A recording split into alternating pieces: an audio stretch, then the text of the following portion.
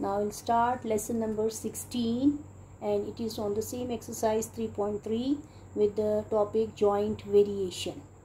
Now in this we'll solve question number 8. If P varies jointly as Q and R square and inversely as S and T square. Now P is 40 when Q is 8, R is 5 and S is equals to 3, T equals to 2. Find P in terms of Q, R, S and T. Also find the value of P when Q is -2, R is 4 and S is 3 and T equals to -1. तो आपको अब इसमें पता चल रहा है कि एक वेरिएबल जो है वो 4 वेरिएबल्स के साथ जॉइंटली वेरीज है, लेकिन इनमें से 2 के साथ डायरेक्ट वेरिएशन में और 2 के साथ इन्वर्स वेरिएशन में. So how can we write this in the solution? First of all we have P varies jointly with Q and R square. Now in this condition is the first condition. Now the another condition, inverse variation with P varies with inversely with S. Inverse variation है, so 1 by, it will be 1 by ST square. This is the second equation. Now you can combine these two equations, combine 1 and 2, so the relation will be P varies with QR square directly and ST square inversely. So this is the relation of P with the variables Q, R, S and T. Now in the equation form we will write it as K QR square S T square. Now this is equation number 4, and for K it will be P S T square by QR square. Now with these equation we find the values. Now what is the relation with P with the variables? So equation number 4 जो है, equation number 4 shows the value of P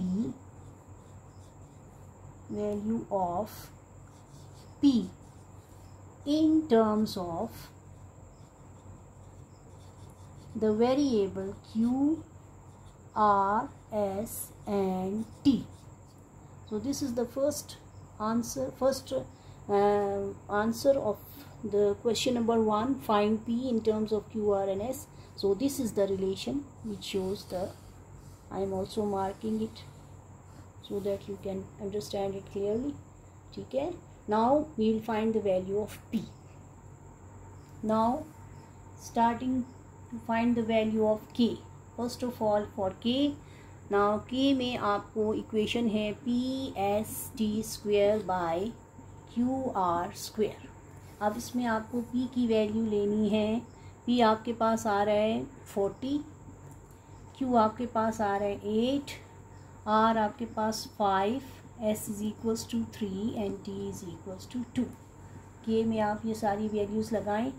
P 40 है, S आपके पास 3 है, T की value आपने 2 का square लेना है डिनोमिनेटर में. उसी तरह से Q की वैल्यू लगाएं, 8 है और R की वैल्यू है 5 का स्क्वायर. अब आप इसको सॉल्व करेंगी तो ये 40 है, ये 3 है, ये 2 2s are 4 हो जाता है, फिर 8 और ये 25.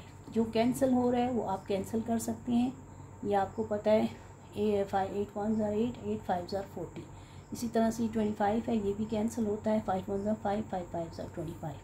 तो अब आपके पास आ रहा है 3 4s are 12, 12 by 5, ये K की वैल्यू है.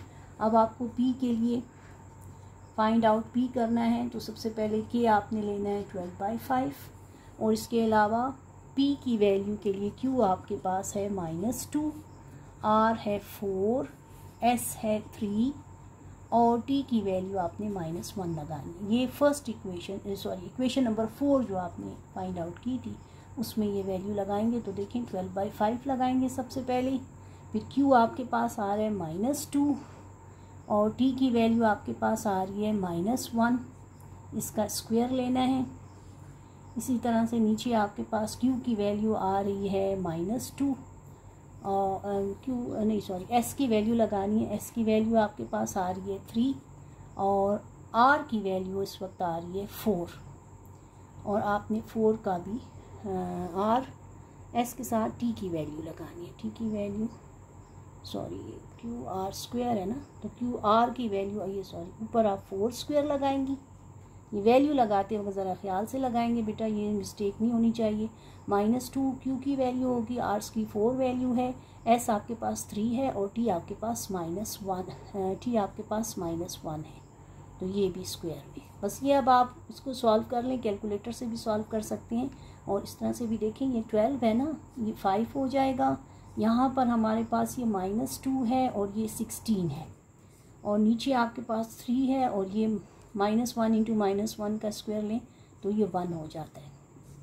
बस अब आप देख लें, इसमें अगर कुछ कैंसिल हो रहा है तो आप वो कैंसिल भी कर सकते हैं और नहीं तो फिर डायरेक्ट ये देखें। अब इसमें कैंसिल होने वाली तो कोई कंडीशन नज़र नहीं आ रही है, तो ये आपके पास -2 है और ये 12 है, ये 5 है, 3 हाँ ये कैंसिल होता है, 3 1 ज़ा 3, 3 4 ज़ा 12। तो बस ये आपके पास अब आ रहा है -8 इंटू 16 डिवाइडेड बाई 5 और -8 को जब 16 से करेंगी तो आपके पास वैल्यू आ जाएगी -128 डिवाइडेड बाई 5। ये आपके पास P की वैल्यू है। इस तरह से ये आपका सोल्यूशन जो है ये कंप्लीट हो जाएगा। P की वैल्यू आ रही है -128 डिवाइडेड बाई 5। ये ज़रा लिखने में ये आपका आंसर है। अब इस तरह से ये बेटा एक्सरसाइज आपकी कंप्लीट हो गई है। आप इसमें जो भी एक्सरसाइज के इसके अलावा क्वेश्चंस हैं वो आसानी से इन क्वेश्चंस को देख के सॉल्व कर सकते हैं। आप उसको ख़ुद भी ट्राई करें और इंशाल्लाह आप आसानी से कर लेंगे। इन सॉल्यूशंस को अच्छी तरह से देख लें और फिर वो क्वेश्चंस ट्राई करें। Thank you so much.